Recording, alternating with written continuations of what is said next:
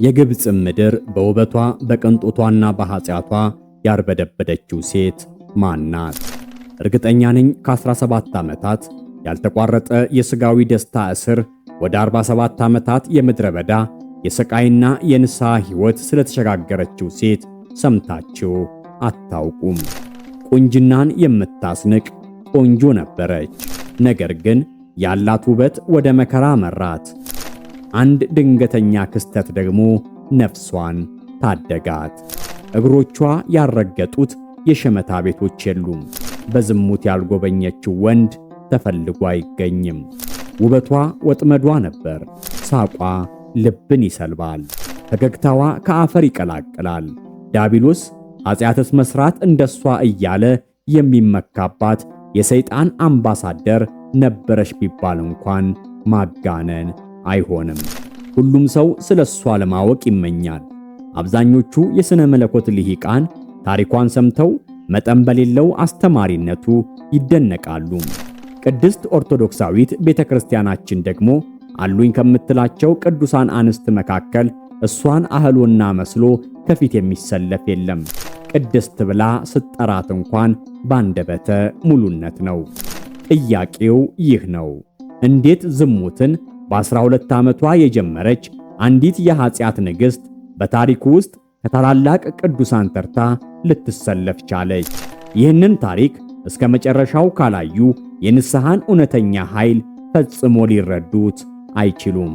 የዛሬውን አስደናቂ ታሪክ ይዤላችሁ ስቀርብ ሚዲያችንን ሰብስክራይብ እንደሚያደርጉ በቀና ልቦት በመተማመን ጭምር ነው።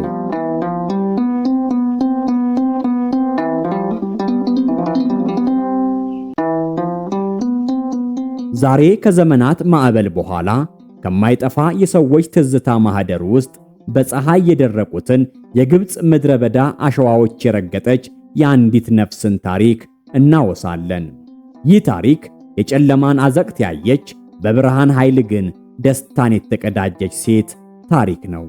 የሷ ታሪክ ከውበት ወጥመድ እስከ ቅድስና ዙፋን ድረስ ያደረገችው የእምነትና የንስሐ ጉዞ ነው። ትረካችን ከመንፈሳዊው ዓለም በላይ በሥጋዊ ዓለም ውስጥ የተጀመረ የሕይወት ምንጣፍ በተስፋና በሐዘን ክር የተሰፋበትን የማያቋርጥ የንስሐ ጉዞን በመዳሰስ ይጀምራል። የጥንት ስልጣኔ እምብርት የፒራሚዶችና የፈርዖኖች አገር በሆነችው በምድረ ግብጽ በ8ኛው መቶ ክፍለ ዘመን መባቻ ላይ የሕፃን ለቅሶ ተሰማ።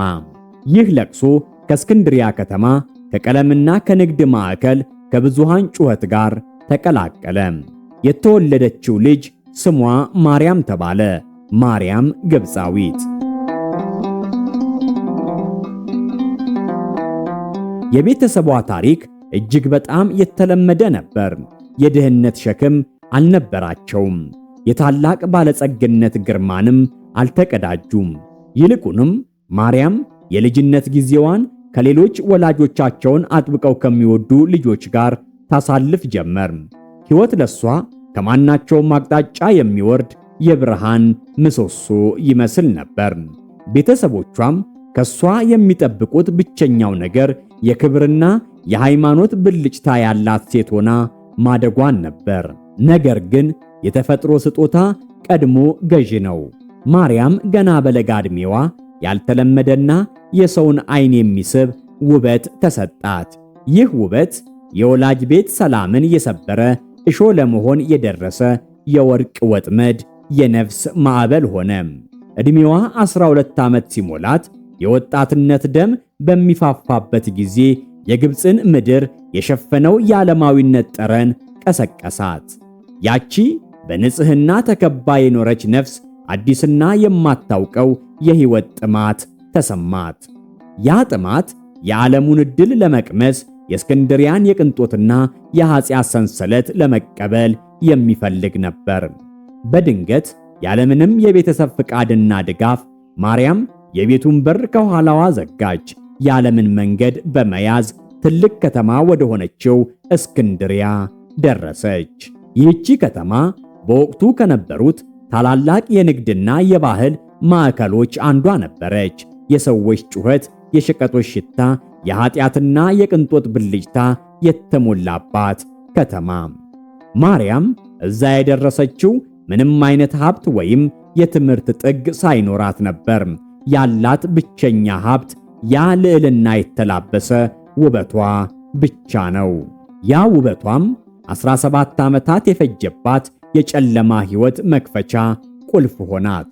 ማርያም ሕይወቷን ለሥጋዊ ደስታ አሳልፋ ሰጠች። የፍትወት ሕይወት እስራት ውስጥ ገባች።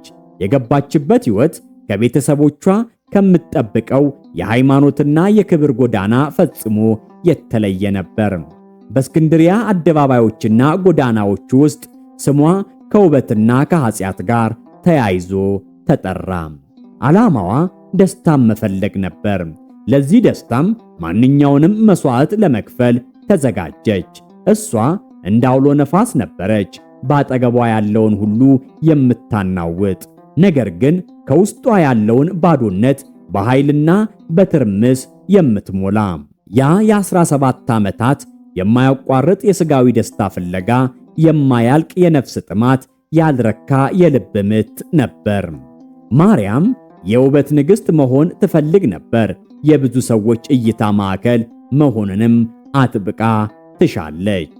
ነገር ግን ከሁሉም በላይ ምናልባትም የማትገነዘበው የነፍስ ሰላም ፍለጋ ውስጥ ነበረች። ሕይወት ግን በአንድ አቅጣጫ አትፈስም።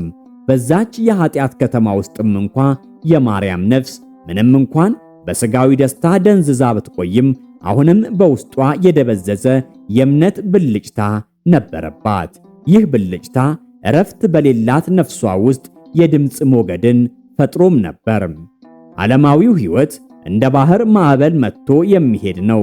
የኃጢአት ደስታም ቢሆን ጊዜያዊና ባዶ ሆኖ መቅረቱ አይቀርም። ማርያም በ17 ዓመታት የሥጋ እስር ከተሰቃየች በኋላ የሕይወቷን ትርጉም ዳግም ማሰላሰል ጀመረች። የሥጋዊ ዓለም ወይን ጠጅ መራራ መሆኑን፣ የቅንጦት ልብሶችም የልብን ባዶነት መደበቅ አለመቻላቸውን ተረዳች። ነፍሷ ከጥልቅ ጉድጓድ የሚወጣ ጩኸት አሰማች። በዚሁ ጊዜ የእግዚአብሔር ፈቃድ መንገድ አዘጋጀላት። ብዙ ሰዎች ወደ ኢየሩሳሌም ወደ ቅዱስ መስቀሉ በዓል የሚጓዙበት ጊዜ ደረሰ። ይህ ጉዞ ለብዙዎች የሃይማኖትና የመንፈስ ማዕበል ነበር።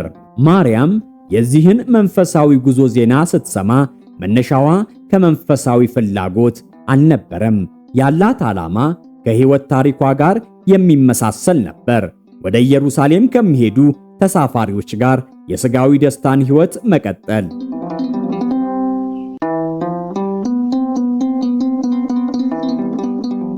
ማርያም ከእስክንድሪያ ወደ ኢየሩሳሌም በሚጓዝ መርከብ ላይ ተሳፈረች። ይህ ጉዞ የተለየ ነበር። እሷ ከማናቸውም አቅጣጫ በሚወርድ ውበት የምትታይ ለኃጢአት ያደረች ሴት መሆኗን ለመቀበል አልፈለገችም። በመርከቧ ላይ ያሉት ወንዶችም ሆኑ ሴቶች ከጉዟቸው መንፈሳዊ ዓላማ የተነሳ በትሕትናና በጸሎት ተጠምደው ነበር። ነገር ግን የማርያም አኗኗር በድንገት የክብርና የሃይማኖት ድንበርን የሰበረ፣ የተለመደውን የጉዞ ሥርዓትም ያናወጠ ነበር። እሷ የኃጢአት ወጥመድ፣ የመርከቡ የምኞት ማዕበል ሆነች። መርከቧ ደርሳ ተጓዦቹ ኢየሩሳሌም ገቡ። የቅዱስ መስቀሉ ታላቅ ክብረ በዓል ነበር። ማርያምም ከሕዝቡ ጋር ተቀላቀለች። ያላት ብቸኛ ዓላማ የሥጋዊ ደስታ ሕይወቷን በቅዱሱ ስፍራ መቀጠል ነበር። ወደ ቤተ ክርስቲያኑ በር ጋር ስትደርስ ግን መለኮታዊ ኃይል ጣልቃ ገባ። ብዙ ሰዎች ወደ ቤተ ክርስቲያኑ እየገቡ ነበር። ነገር ግን ማርያም ለመግባት በሞከረች ጊዜ የማይታይ ኃይል ከለከላት። በሩ ላይ በምድር ላይ እንደተተከለች ዛፍ ቆመች። በኃይል ለመግባት በሞከረች ቁጥር በሩ ወደ ኋላ ይገፋታል። ድንጋጤና ፍርሃት ማርያምን በሙሉ ሰውነቷ አናወጣት። ፊቷን ወደ ኋላ መለሰች። የገንዘብና የሥጋዊ ደስታ ኃይል የማይሰራበት ቦታ እንዳለ ተገነዘበች። ልቧ በፍርሃትና በጸጸት መታ። በዚያች ቅጽበት የዓይነ ሕሊናዋ መጋረጃ ተቀደደ። የ17 ዓመታት የኃጢአት ሕይወቷ በፊቷ ታላቅ ጥቁር ገደል ሆኖ ታየም። ወንዶችን ወደ ዝሙት ወጥመድ የምትጠራበት ያ ውብ የሆነ መልኳ ከጭጋግም በላይ የጨገገ ሆኖ ከፊቷ ቆመ። የሰራችው ኃጢአት ቤተ ክርስቲያን እንዳትገባ የሚከለክላት ከባድና የማይታይ ሰንሰለት እንደሆነ ተገነዘበች። ማርያም ከበሩ ጥቂት ርቀት ላይ በሚገኝ ቦታ ላይ ቆማ ማልቀስ ጀመረች። እንባዋ እንደ ወንዝ ይፈስ ነበር። ዓይኖቿን ወደ ላይ ስታነሳ የቅድስት ማርያም የእግዚአብሔር እናት ስዕልን አየች። ስምን ከመቤታችን ምግባርን ከመግደላዊት ማርያም የምትጋራው ማርያም ግብፃዊት በዚያች ቅጽበት ከማታውቀውና ከማትጠብቀው ከመቤታችን የእናት ፍቅርና ምሕረት ጋር ተገናኘች። በከፍተኛ ንስሐ ውስጥ ሆና ማርያም ወደ ቅድስት ድንግል ማርያም ስዕል ጮኸች። የኃጢአት ሕይወትን ትታ በምድረ በዳ ብቻዋን ለመኖር ለፈጸመችው በደል ሁሉ ንስሐ ለመግባት ቃል ገባች። የእግዚአብሔር እናት ሆይ የኃጢአት መሸፈኛዬን አጥፊልኝ፣ በዚች ቅድስት ስፍራ እንዳልገባ ያደረገኝን የክፋት ሕይወቴን እተዋለሁ። ላንቺና ለልጅሽ ጌታዬና መድኃኒቴ ለሆነው ለኢየሱስ ክርስቶስ ሙሉ ሕይወቴን እሰጣለሁ። እባክሽ የቤተ ክርስቲያኑ በር እንዲከፈትልኝ ለምኝልኝ። እናም ከዚያ በኋላ ወደ ምድረ በዳ እሄዳለሁ፣ ወደ ጨለማው ቦታ በውስጤ ያለውን ብርሃን እስኪታይ ድረስ ንስሐ እገባለሁ አለች። ማርያም ቃል ኪዳኗን ከጨረሰች በኋላ ወደ ቤተ ክርስቲያኑ በር ተመለሰች። ድንገት የማይታየው ኃይል ተወገደ። በሩ በምሕረት ተከፈተላት። ማርያም እንባዋን እየጠረገች ገባች። የቅዱስ መስቀሉን ክብረ በዓል ከጨረሰች በኋላ ወደ ወንዝ የመሄድና ጸጋ የመቀበል መለኮታዊ መመሪያ ተቀበለች።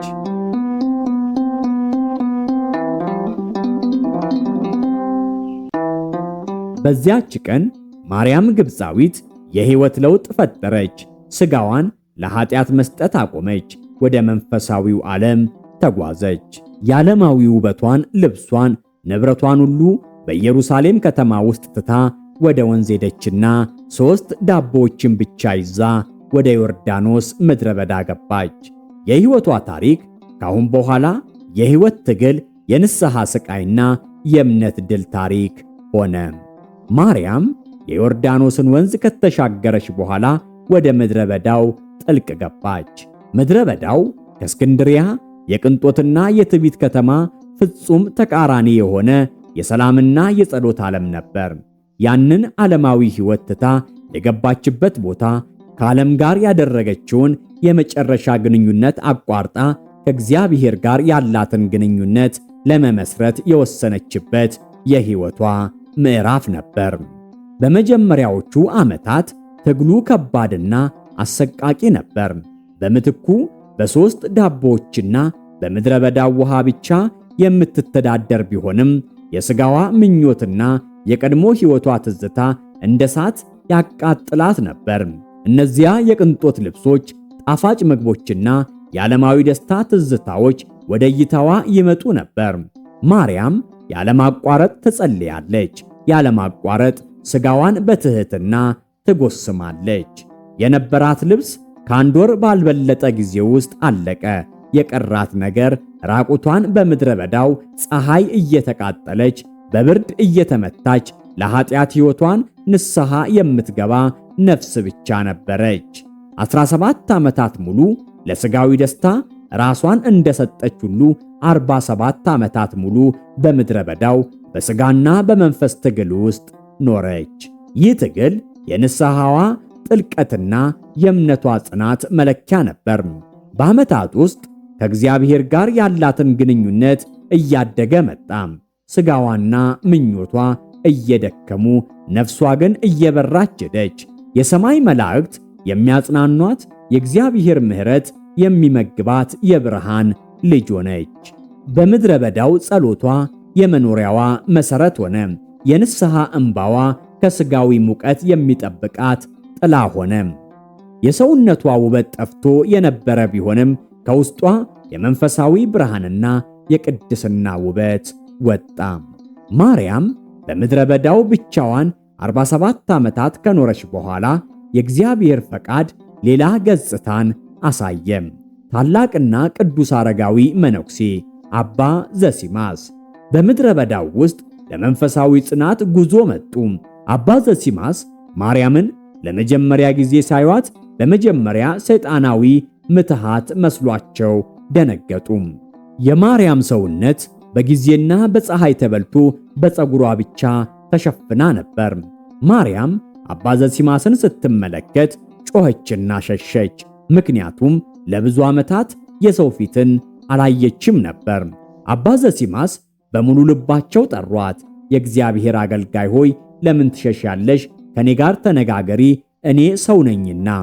አባ ዘሲማስ የማርያምን የዋህነትና መንፈሳዊ ኃይል ሲመለከቱ በእግዚአብሔር ፍርድ ፊት በመገረም ወደቁ። ማርያም ከሩቅ ሆና ማንነቷን፣ የኃጢአት ታሪኳንና የንስሐ ሕይወቷን ነገረቻቸው። አባ ዘሲማስ በትሕትናዋና በእምነቷ ተደነቁ። ማርያም በእግዚአብሔር ኃይል ታዛ አባ ዘሲማስን በቀጣዩ ዓመት የቅዱስ ቁርባንን ስጦታ ይዘው ወደ ዮርዳኖስ ወንዝ እንዲመጡ ጠየቀቻቸው። ያቺ የቀድሞ ዓለማዊ ሴት አሁን የእግዚአብሔርን ስጦታ በአክብሮትና በፍርሃት የምትቀበል የቅድስና ጀግና ሆነች። አባ ዘሲማስ በሚቀጥለው ዓመት ተመለሱ። ማርያም የዮርዳኖስን ወንዝ ሳትረግጥ በውሃው ላይ ተንሳፋፊ ሆና ወደ እሳቸው መጣች። ይህ ክስተት የአባ ዘሲማስን እምነት በድጋሚ አጠነከረው። ማርያም ከሥጋዊ ዓለም በላይ ከፍ ብላ በመንፈሳዊ ሕይወት ውስጥ ስትኖር የእግዚአብሔር ኃይል በሷ ላይ ማረፉን አዩ። ቅዱስ ቁርባኑን ከተቀበለች በኋላ ማርያም ለአባ ዘሲማስ እንዲህ ስትል ተናገረቻቸው።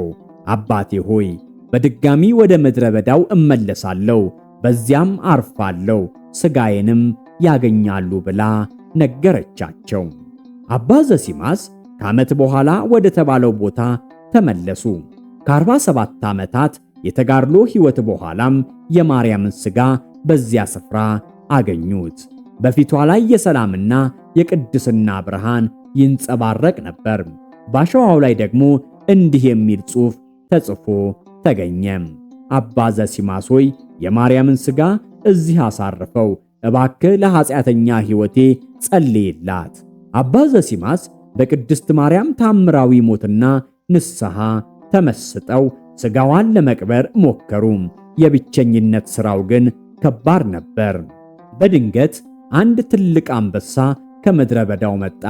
አባ ዘሲማስ በድንጋጤ ቆሙ። ይሁንና አንበሳው በቅድስት ማርያም እግር ላይ ወድቆ ሰገደም። ለመቃብር የሚሆን አፈርም መቆፈር ጀመረም። በዚያ ስፍራ ክቡር ሥጋዋ አረፈ። የማርያም ግብፃዊት ታሪክ የጨለማው ሕይወት በብርሃን እንዴት እንደሚሸነፍ፣ የንስሐ ኃይል ከማንኛውም ኃጢአት እንዴት እንደሚያነጻ የሚገልጽ እውነተኛ ማስረጃ ነው። ከዓለማዊ ውበትና ስሜታዊነት እስር ተላቃ የእግዚአብሔር መንፈሳዊ ውበትና ጸጋን የተቀበለች ነፍስ ናት። ሞቷ ሳይቀር የክብርና የሰላም ማኅተም የሆነላት የቅድስና ዘውድ የተቀዳጀች ታላቅ ሴት ናት። የእናታችን የቅድስት ማርያም ግብፃዊት ረድኤት በረከት ይደርብን። ወስብሐት ለእግዚአብሔር።